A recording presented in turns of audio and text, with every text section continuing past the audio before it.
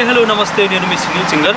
So ఈరోజు ఈ బ్లాగ్లో మనమైతే చాలా పురాతనమైన ఉగ్గ రామలింగేశ్వర స్వామి టెంపుల్ గురించి అయితే వీడియో తీయడం జరుగుతున్నది. సో ఈ బ్లాగ్ ఎండింగ్ వరకు చూడండి, మీకైతే ఈ గుడి గురించి మొత్తం ఎక్స్ప్లెయిన్ చేద్దాం. ఈ గుడి చాలా పురాతనమైనది, గుడిలో చాలా విశేషాలు ఉంటాయి. సో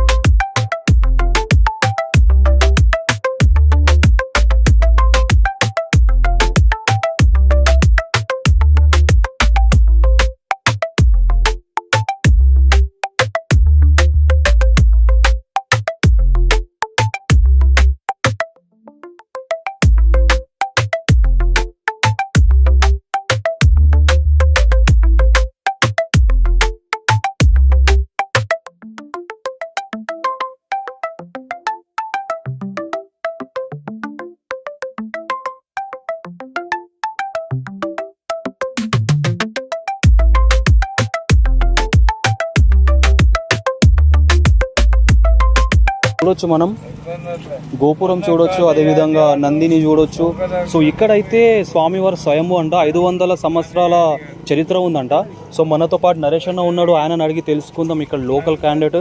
సో మనం ఈ గుడి గురించి అయితే టోటల్ ఈరోజు డిస్కస్ చేసుకుందాం. సో అన్న, ఇక్కడ ఏముంది ఫేమస్?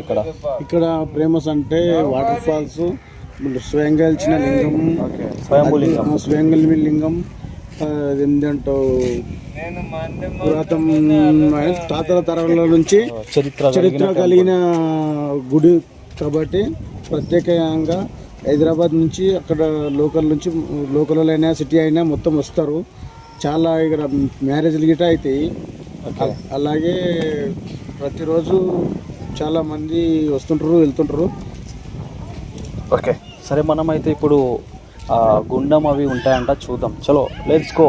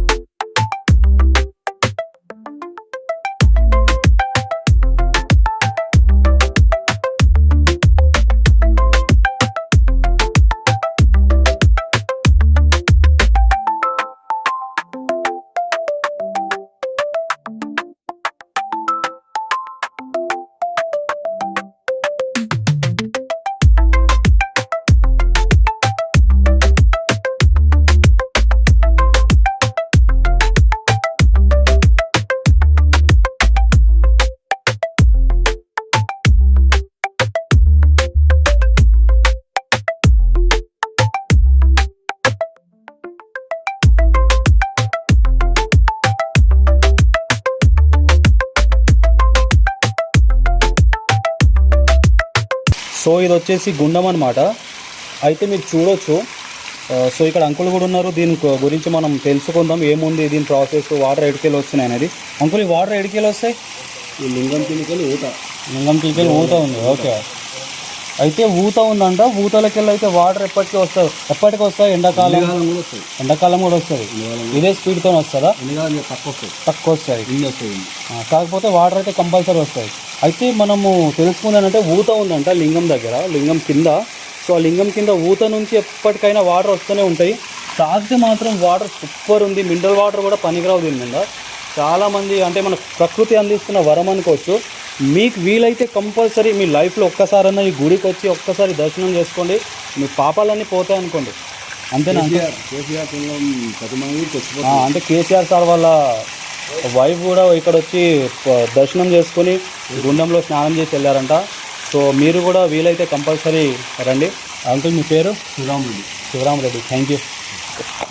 అయితే మనమైతే గుడిలో అర్చకులు ఉన్నారు, అర్చకుల్ని వెళ్ళి కలిసి మాట్లాడదాం ఆయనతోని. సో గుడి గురించి ఇంకా చరిత్ర తెలుసుకుందాం. ఈ గుడి చరిత్ర ఏంది, ఈ గుడి ఎప్పుడు స్టార్ట్ చేసిర్రు ఏంది అనేది అయితే అర్చకులతో మాట్లాడి కనుక్కుందాం. ఓకే, మీరైతే వీడియో లాస్ట్ వరకు చూడండి.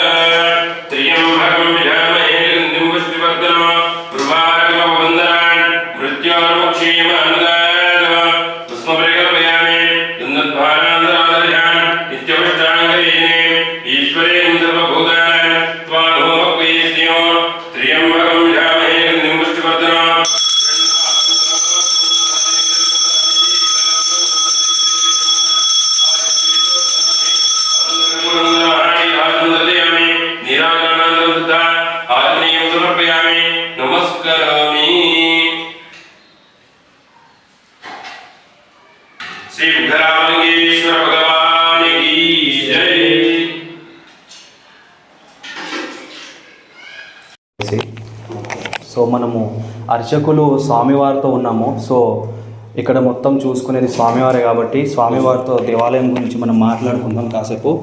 సో ఇక్కడ చరిత్ర ఏముంది ఏందనేది స్వామివారితో తెలుసుకుందాం. స్వామి, త్రేతాయుగంలో శ్రీరామచంద్రమూర్తుల వారితో ప్రతిష్ఠించబడినటువంటి శివలింగం అండి.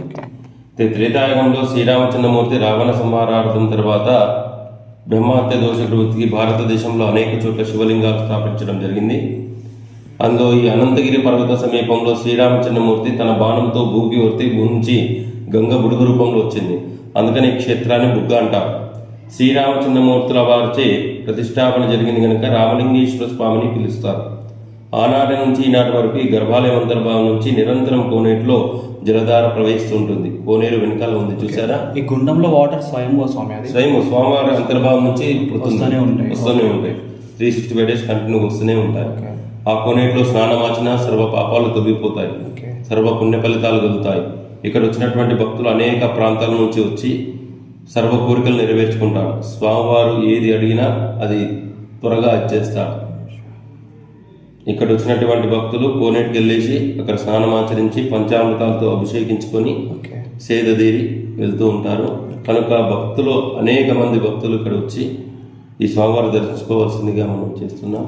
ఓకే స్వామి, కంపల్సరీ. Thank you.